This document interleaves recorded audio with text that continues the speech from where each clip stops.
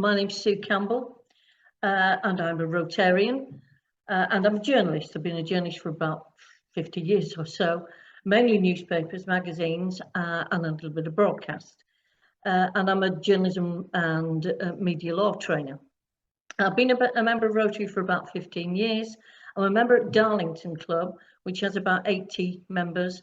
I'm former president, I'm chair of the PR group, I'm chair of Rotary North East Public Image and Membership Group, and I'm an assistant regional PI lead. I want to talk to you a bit about press releases. I want to talk to you about how to spot a story, how to write a story, and how to distribute it, and who to. I'm going to start with the last one first. So if you're already a media rep for your club or district, this might be teaching my grandmother to suck eggs. However, one of the most useful tools you can have is a good distribution list. So it's important to identify the news media in your area. And that could be the local paper, which is the obvious one, magazines, parish magazines, news websites, local radio, BBC and commercial and TV stations. Ring them, find out who you should send a press release to. So that could be the local reporter for your area, it could be the news desk, it could be the news editor. Get the phone numbers and get their email addresses. Whenever you send out a press release, send them to them all, send it to them all. But you might not get a hit on one, but another might pick it up. And I'll give you a recent example from Darlington. I sent out a piece about our 5 local Rotary kids, all painting their fingers purple for World Polio Day. Now, interestingly, I didn't get a bite in the local press, but the local BBC radio came out and spoke to the children, spoke to our president about World Polio Day and why they were going purple to mark it. We got 2 really good long broadcast slots on the day, and of course it's on BBC Sound.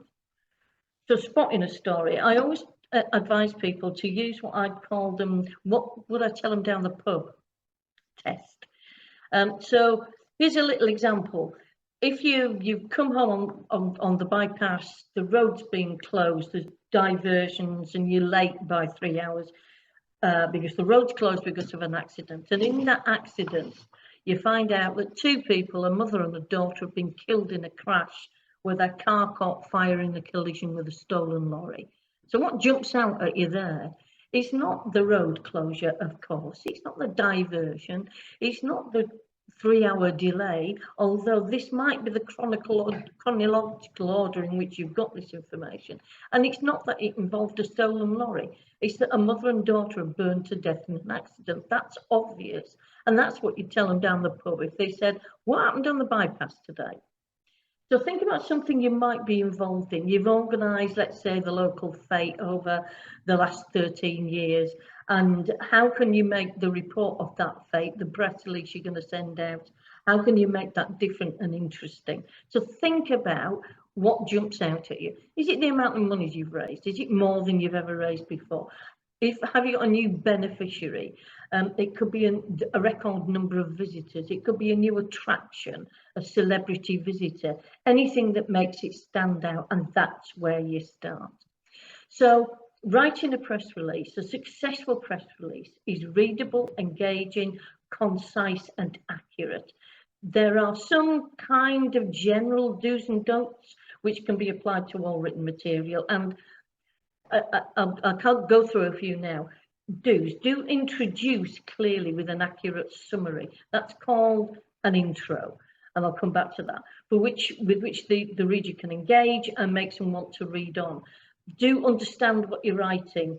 If you don't understand it, your reader won't either. Do be objective. Press releases are about news, about interpretation, not opinion. Don't litter stories with how fabulous or wonderful something is. Let the reader decide for themselves. Use clear and simple language that your audience will understand.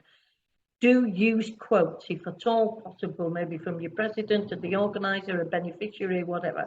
Breaks up a piece and brings it to life. Do, wherever possible, answer the 6 honest serving men, and I'll come back to that one. Do use short paragraphs. Do include pictures, good quality pictures, and try to avoid lineups, and in particular, check presentations. Don't start writing something until you've got it clear in your mind what you're going to say. Sit down and work it out, even if it means making a few notes, and then start. Don't overwrite. More is not better. Don't assume that your reader knows as much as you do. They may be knowledgeable, but not necessarily expert. Don't use 4 words where one will do. So the obvious example there is at this particular moment in time, when you mean now. Don't overcomplicate. Remember to KISS, that's an old marketing term that means keep it simple, stupid. Intro writing, getting the introduction is one of the most important parts of any press release. Get it right, get that right, and the story will flow. Writing and thinking a bit like a journalist gives you a head start. Apply the what would I tell something rule. An intro should encapsulate the main thrust of a press release, the most interesting, engaging, eye-catching fact, and give context. It should engage from the first few words, so don't ever start with Burlington and Skelthwaite Green District Rotary Club. It's boring. The job of the intro is to encourage the reader to read on. Consider your own reading habits. You will only read on if an item has grabbed you. If you're bored in the first few paragraphs, you will turn off. Intro should be too long. The general rule, very general rule, is it should be between 25 and 40 words. Remember the 6 honest servingmen I mentioned before. This is from Rudyard Kipling, who was a journalist. And he wrote a little poem that said, I keep 6 honest servingmen. They taught me all I know, all I knew. Their names are what and why and when and how and where and who. And that just simply means these are the questions you need to answer in a press release. What's this bit about? What is this all about? Why has it happened? Why is it taking place? Why is it important? When? What's the time scale? Is it time critical? How? How has it come about? Who's involved? Who instigated it? Where did it take place? Where will it take place? An intro should answer those as many of those questions as possible, and a full press release certainly should. If your piece has answered all those questions, it will be complete. If the reader has been left with an unanswered question, the piece has failed to do its job. So this is a race through writing a press release. The few bullet points that you might want to just keep in mind every time is important facts first. Keep it short and concise. Use quotes wherever possible. Remember the 6 honest servingmen.